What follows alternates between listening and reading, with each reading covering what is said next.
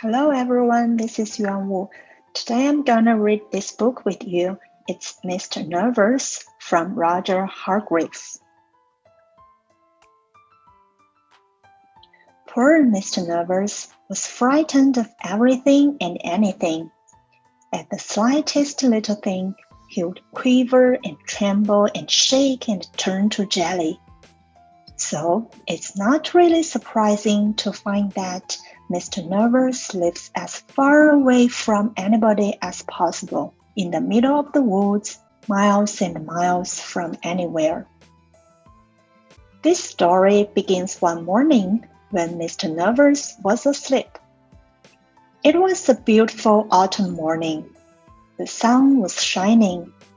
The leaves on the trees had turned to a glorious red, and the wind stirred gently in the treetops. A single leaf fell gently from the tree right outside Mr. Nervous's house and quietly brushed against his bedroom window as it fell. Mr. Nervous awoke with a start. "What's that terrible noise?" he cried. "Oh, heavens! The house is falling down! Oh, disaster! It's an earthquake! Oh, calamity! It's the end of the world!" He hid under the bedclothes, trembling with fright. After an hour, by which time he realized that his house wasn't falling down, and there wasn't an earthquake, and the world wasn't coming to an end, Mr. Nervous peeped out from under the bedclothes. "Phew," he said. "Thank goodness for that." And he got up and went downstairs to make his breakfast. Mr. Nervous poured some cornflakes out of a packet onto a plate. Then he poured some milk onto the cornflakes. Then he went to the cupboard to get some sugar. Snap, crackle, pop went the cornflakes in the milk. "Oh, goodness gracious!" cried Mr. Nervous, diving under the kitchen table. "Oh, dear!" Mr. Nervous eventually came out from under the table and ate up all his cornflakes. After breakfast, Mr. Nervous thought that he'd go for a walk. He was walking through the woods that surround his house when a worm poked his head out of the ground. "Morning," said the worm cheerfully to Mr. Nervous. Mr. Nervous nearly jumped out of his skin. "What?" he shouted. "Who's there?" And then he saw the worm. "Oh, good heavens! It's a snake! Oh, dear!" And he jumped up into a tree. "What a performance!" commented the worm, and he went back into his hole. After an hour, Mr. Nervous felt brave enough to climb down from the tree and continue his walk. Eventually, he came out of the other side of the woods and into a field.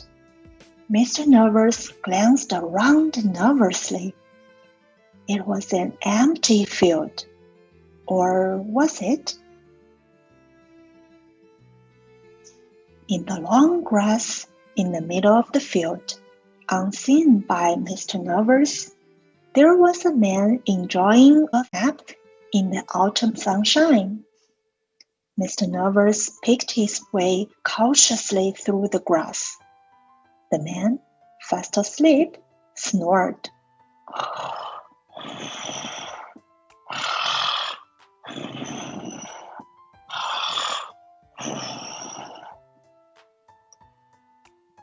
"What was that?" shrieked Mr. Nervous. "It's a lion! I heard it growl! Oh, goodness gracious! Oh, dear me! A lion! A huge lion! A huge lion with enormous teeth!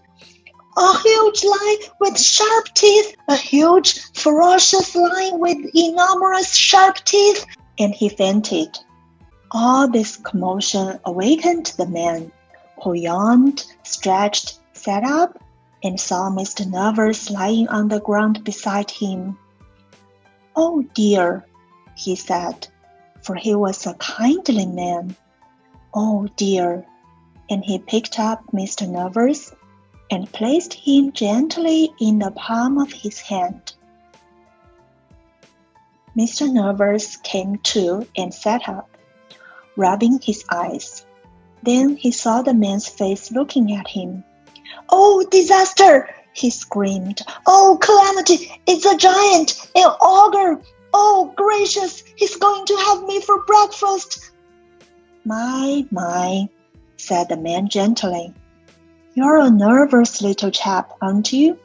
What's your name?" "Mr.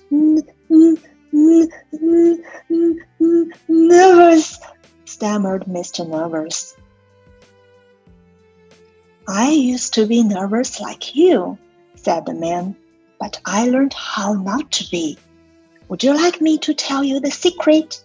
Mr. Nervous quivered and shook and said, "Yes, please." "It's very simple," continued the man. "All you have to do is count up to 10, and you will find that whatever's frightening you isn't quite so frightening after all." Then he set Mr. Nervous gently down on the grass. "Remember," he said to Mr. Nervous, "count to 10." And off he went. Mr. Nervous thought that it would be a very good idea if he went home immediately. Back across the field he went, back through the woods he went. He was walking through the woods when he stepped on a little twig.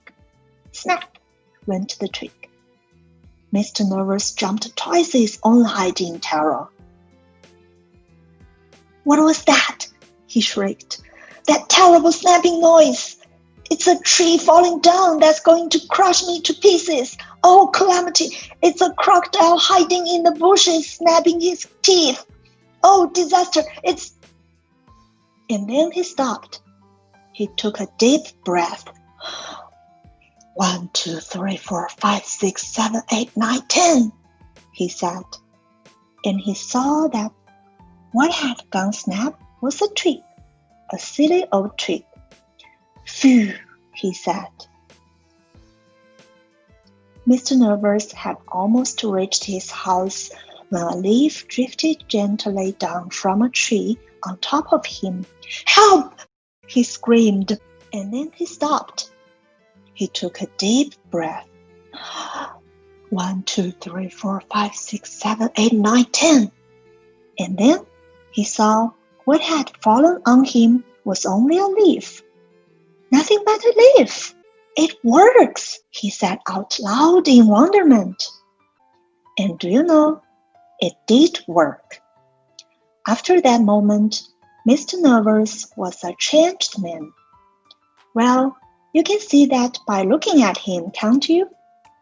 And he never shrieks or shouts or screams or quivers or shakes or trembles anymore.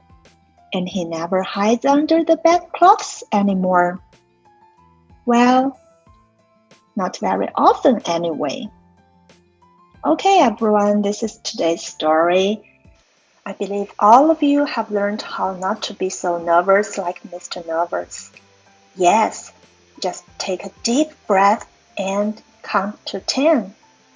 Okay, everyone, see you next time.